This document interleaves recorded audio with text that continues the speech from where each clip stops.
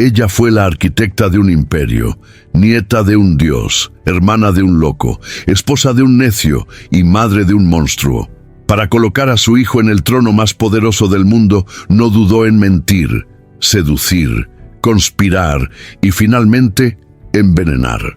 Movió las piezas de un ajedrez de sangre con una maestría que aterró a Roma, pero olvidó la regla más cruel del poder: la criatura siempre se vuelve contra su creador.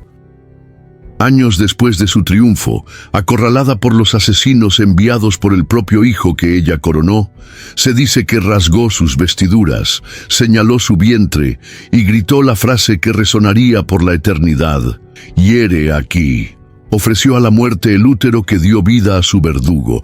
Esta es la terrible historia de Agripina, la historia no de una emperatriz, sino de una profecía autocumplida.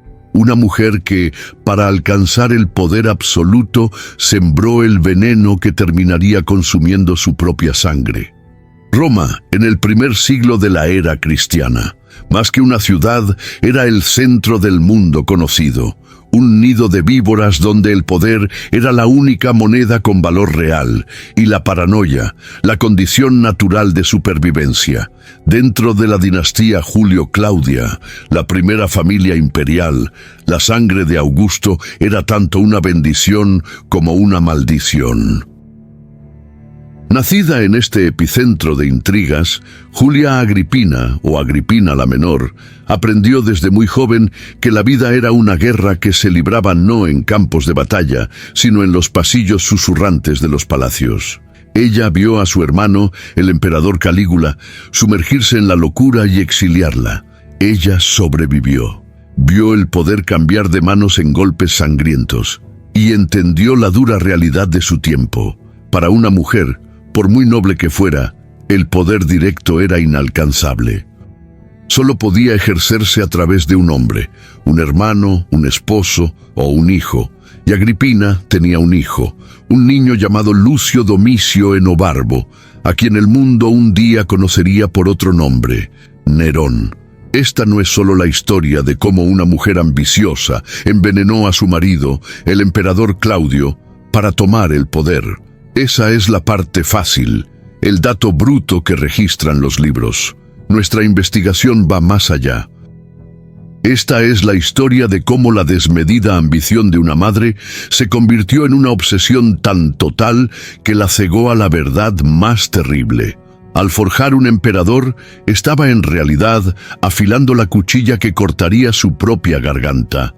La vida de Agripina fue forjada en la brutalidad. Como hermana de Calígula, tuvo un asiento en primera fila para el espectáculo de la depravación y la tiranía. Él la humilló, la exhibió y finalmente la exilió, acusándola de conspiración. Durante años vivió al margen, una pieza descartada del juego imperial, mientras en Roma reinaba el terror de su hermano. Pero Agripina era, ante todo, una superviviente. Cuando Calígula fue asesinado en el año 41 d.C., ascendió un nuevo emperador, su tío, Claudio, un hombre considerado por muchos como un intelectual tartamudo e inepto, escondido tras las cortinas durante el golpe, pero a quien la Guardia Pretoriana, por falta de una opción mejor, aclamó como César. Con la caída de Calígula, el exilio de Agripina terminó. Regresó a Roma, ya no como una joven indefensa, sino como una viuda experimentada, con un hijo pequeño y un objetivo de hierro. La narrativa oficial de su regreso era la de una sobrina buscando la protección de su tío. La realidad, como siempre en Roma, era más compleja. La corte de Claudio estaba dominada por su joven e infame esposa, Mesalina, una mujer cuyos apetitos y conspiraciones eran legendarios. Pero Mesalina cometió un error fatal, desafió al propio Claudio. Su ejecución, en el 48 d.C., dejó un vacío de poder junto al emperador, un vacío que Agripina estaba lista para llenar. Y aquí vemos la primera gran fisura en la historia conocida. Lo que siguió no fue un romance, sino una campaña militar. Agripina, usando todo su encanto y su linaje augusto, sedujo a su propio tío. El matrimonio era incestuoso, un escándalo incluso para los estándares romanos, y necesitó un permiso especial del Senado. Pero Agripina lo consiguió. En el 49 de Cristo se convirtió en emperatriz. Su posición estaba asegurada, pero su verdadero objetivo apenas comenzaba. Junto al emperador vivía su hijo legítimo, británico, el heredero natural del trono. Pero Agripina tenía su propio as en la manga, Nerón. Desde el momento en que se sentó junto a Claudio, cada uno de sus movimientos fue calculado con un único fin: destruir el futuro de Británico y pavimentar el camino para Nerón.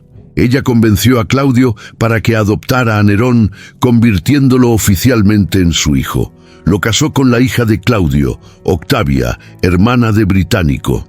Se aseguró de que Nerón recibiera los mejores tutores, como el filósofo Séneca, y que fuera preparado para los más altos cargos. Mientras tanto, Británico, el verdadero heredero, era sistemáticamente aislado, humillado y mantenido lejos de los ojos del público y del afecto de su padre. Agripina estaba construyendo su obra maestra, bloque a bloque, asegurándose de que, cuando Claudio muriera, solo un nombre estuviera en los labios de Roma: Nerón. La telaraña estaba tejida. Ahora, la araña solo necesitaba esperar el momento adecuado para atacar. Ser emperatriz no era el final del juego para Agripina, era el principio. Con una crueldad silenciosa, inició una purga. Aliados de Mesalina, simpatizantes de Británico, cualquiera que representara una amenaza, por remota que fuera, era apartado o eliminado. Roma susurraba sobre su influencia sobre el viejo Claudio. Decían que ella era el verdadero poder detrás del trono, la mente que guiaba la mano del emperador. Y las pruebas eran innegables. En el 53 de Cristo, Nerón, con solo 16 años, pronunció su primer discurso en el Senado. Fue aclamado. Británico, por otro lado, permanecía como una sombra.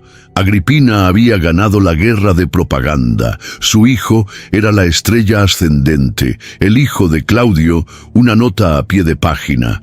Pero el veneno de la paranoia, que Agripina usaba con tanta habilidad contra otros, comenzó a infiltrarse en su propia casa. Claudio, envejecido y quizás dándose cuenta tardíamente de la trampa en la que había caído, empezó a cambiar. Fuentes antiguas, como Tácito, nos hablan de un emperador que, en sus últimos meses, comenzó a mostrar un afecto renovado por su hijo biológico, Británico. Se le habría oído lamentar su matrimonio y la adopción de Nerón. Para Agripina, la alarma sonó. El tiempo se estaba agotando. Su obra maestra corría el riesgo de ser deshecha por el mismo hombre que ella había manipulado para crearla. El emperador Claudio tenía que morir. Y tenía que morir pronto, antes de que pudiera revertir sus decisiones y declarar a Británico como su único heredero. Es aquí donde la historia de intriga política se transforma en un thriller de asesinato. El arma elegida. Veneno, el vehículo, un plato de setas, el manjar favorito de Claudio. Para esta sucia tarea, Agripina recurrió a la envenenadora más notoria de Roma, una mujer llamada Locusta. Documentos de la época describen el plan con detalles escalofriantes. El veneno fue mezclado con las setas y servido al emperador durante un banquete, pero algo salió mal. Claudio, quizás protegido por su consumo excesivo de alcohol o por un estómago resistente, vomitó, expulsando parte de la ponzoña. El plan estaba fallando. El pánico debió apoderarse de Agripina. Si Claudio sobrevivía y descubría el intento, sería el fin para ella y para Nerón. Fue entonces cuando su médico personal, Genofonte, cómplice en la conspiración, entró en acción. Fingiendo ayudar al emperador a vomitar más, usó una pluma mojada en un veneno de acción rápida y tocó la garganta de Claudio. Esta vez fue fatal. En la noche del 13 de octubre del 54 de Cristo, el emperador Claudio murió. Pero la noticia fue silenciada. El cuerpo fue escondido. Agripina necesitaba tiempo. La muerte del emperador era solo el comienzo de la noche más larga y peligrosa de su vida. Con el cuerpo de Claudio aún caliente, Agripina ejecutó la fase final de su golpe con una precisión quirúrgica. Sabía que la sucesión en Roma no se decidía por la ley, sino por la fuerza. El poder real residía en la guardia pretoriana. A quien quiera que los pretorianos aclamaran, sería el nuevo señor del mundo. Mientras fingía estar de luto y cuidar del emperador enfermo, mantenía a Británico encerrado en sus aposentos, lejos de cualquier contacto con el ejército o el pueblo. Al mismo tiempo, su aliado, Burro, el prefecto del pretorio, trabajaba febrilmente, asegurando la lealtad de los centuriones a Nerón con promesas de oro y poder. Al mediodía, las puertas del palacio se abrieron. Nerón, con 17 años, fue presentado a la guardia. Tras un breve momento de duda, en el que algunos soldados habrían preguntado por Británico, las promesas de Burro surtieron efecto. Un coro de aclamación se alzó. Lucio Domicio Enobarbo estaba muerto. ¡Larga vida al emperador Nerón! Agripina había triunfado. Su hijo, su propia carne y sangre, era el emperador. Pero aquí, en la cima de su poder, cometió su mayor error de cálculo. Creía que gobernaría con Nerón, que sería la emperatriz regente, el poder detrás del trono. Su rostro aparecía en las monedas junto al de él, un honor sin precedentes. Intentó sentarse a su lado durante recepciones de embajadores, un acto que escandalizó al Senado. Pero Nerón no era Claudio. Era joven, vanidoso y, lo más importante, era ahora el emperador de Roma. Alentado por sus consejeros, Séneca y Burro, que veían en la influencia de Agripina una amenaza a la suya propia, comenzó a distanciarse. El hijo que ella había moldeado empezó a resentir la mano de la escultora. La paranoia, que había sido el arma de Agripina, ahora se volvía contra ella. Nerón veía en su madre no a una aliada, sino a su principal rival. La mujer que le había dado la vida y el trono era ahora el mayor obstáculo para su libertad de reinar. El escenario estaba listo para la más antinatural de todas las tragedias, el matricidio. El año es 59 d.C. La relación entre madre e hijo se ha desintegrado en un juego mortal de sospecha y odio. Nerón lo ha decidido. Agripina debe morir. Pero ¿cómo matar a la nieta de Augusto, a la madre del emperador, sin provocar una revuelta? El veneno, su arma favorita, falló. Se dice que Agripina, consciente de los peligros de la corte, había desarrollado inmunidad a lo largo de los años. Un intento de hacer que el techo de sus aposentos se derrumbara también fue frustrado. Entonces, Nerón concibió su plan más teatral y diabólico. Fingió una reconciliación. Invitó a su madre a un banquete en su villa en la bahía de Nápoles. La trató con un afecto que ella no había visto en años. Al final de la noche, la condujo a un barco especialmente preparado, cubierto de ornamentos, para que regresara a su propia villa al otro lado de la bahía. En alta mar, lejos de la costa, el mecanismo fue accionado. El techo del barco, cargado de plomo, se derrumbó. El casco fue diseñado para abrirse. El objetivo era que el asesinato pareciera un trágico accidente naval. El caos se desató. Entre gritos y oscuridad, la dama de compañía de Agripina, creyendo que podría ser salvada si la confundían con la emperatriz, gritó pidiendo ayuda, clamando que era la madre de Nerón. Los asesinos, que estaban en otro barco, la golpearon hasta la muerte con remos y arpones. Pero Agripina, la eterna superviviente, no gritó. Herida, pero en silencio, se sumergió en las aguas oscuras y con una fuerza de voluntad sobrehumana nadó hasta la orilla. Había escapado del abrazo de la muerte una vez más, pero esa supervivencia solo selló su destino. Cuando la noticia de su supervivencia llegó a Nerón, entró en pánico. Ahora ya no había vuelta atrás. La acusó públicamente de conspirar para matarlo y envió a sus asesinos para terminar el trabajo. Los centuriones irrumpieron en su villa. La encontraron en su habitación, iluminada por una única lámpara, con solo una sirvienta a su lado. Al ver a los hombres con las espadas en alto, comprendió que el fin había llegado. Y fue en ese momento, frente al asesino enviado por su propio hijo, que pronunció sus últimas y terribles palabras. Señalando su vientre, ordenó: «Hiere aquí». El lugar que dio vida a Nerón fue el lugar que recibió el golpe fatal. La arquitecta fue destruida por su propia creación. Con la muerte de Agripina, Nerón era libre.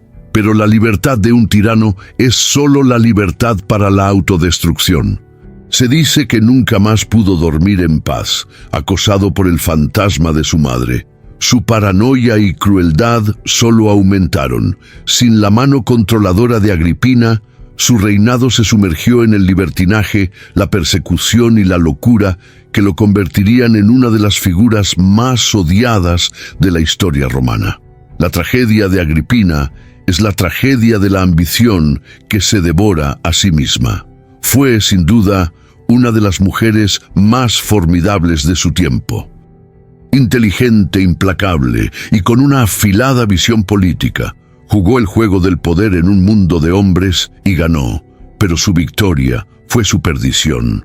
Al concentrar todo su ser, toda su moralidad, en el ascenso de su hijo, creó un emperador, pero destruyó a un hombre, y al final fue ese hombre, no el emperador, quien se volvió contra ella.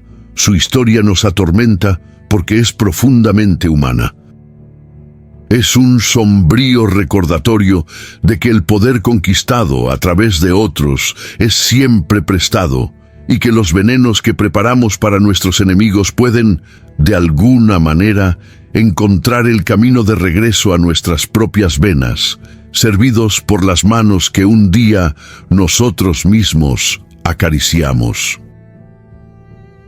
¿Fue Agripina una víctima de su ambición o una maestra de la manipulación que simplemente perdió el control de su última pieza? La línea es delgada y la historia es un campo de batalla de interpretaciones. ¿Qué opinas tú? Deja tu opinión en los comentarios. ¿Existen otras historias oscuras de poder y traición que te gustaría que desenterrara?